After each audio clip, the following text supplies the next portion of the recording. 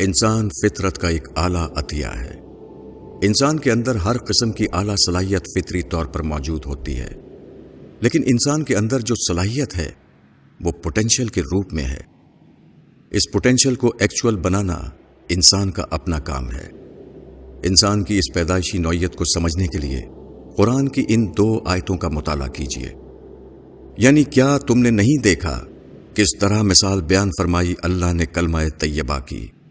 وہ ایک پاکیزہ درخت کی مانند ہے جس کی جڑ زمین میں جمی ہوئی ہے اور جس کی شاخیں آسمان تک پہنچی ہوئی ہیں۔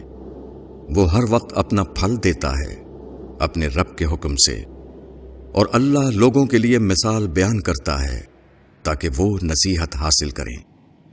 سورہ ابراہیم آیت 24 اور 25۔ قرآن کی یہ آیت تمثیل کی زبان میں بتا رہی ہے کہ انسانی شخصیت کی تعمیر کا اصول کیا ہے۔ اس آیت میں شجرہ طیبہ سے مراد صحت مند پودا یعنی ہیلتھی پلانٹ ہے۔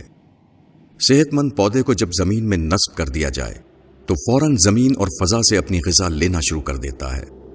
یہ سلسلہ جاری رہتا ہے یہاں تک کہ وہ ایک پورا درخت بن جاتا ہے۔ یہی معاملہ ایک انسانی وجود کا ہے۔ انسان جب پیدا ہوتا ہے وہ ایک بالقوۃ انسان کی مانند ہوتا ہے، پھر وہ اپنے ماحول سے ہر قسم کی غذا لینا شروع کرتا ہے، یہاں تک کہ وہ بڑھتے بڑھتے ایک پورا انسان بن جاتا ہے۔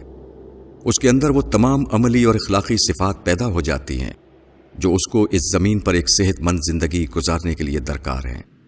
انسان کو چاہیے کہ وہ زمین پر موجود تمام امکانات کو اپنے لیے استعمال کرے اور اپنے آپ کو اللہ کا مطلوب انسان بنائے۔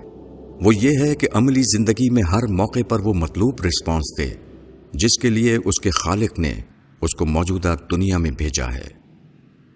مولانا وحید الدین خان، الرسالہ، اکتوبر 2018۔